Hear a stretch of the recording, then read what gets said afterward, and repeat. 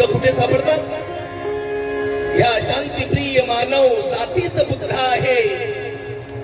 जागृत स्वयं दीपाच्या वातीत बुद्ध आहे. या शांतीप्रिय मानव जातीत बुद्ध आहे. जागृत स्वयं दीपाच्या वातीत बुद्ध आहे. शिलालेख लेण्या निक्षून सांगती रे, सर्वत्र भारताच्या मातीत बुद्ध आहे. सर्वत्र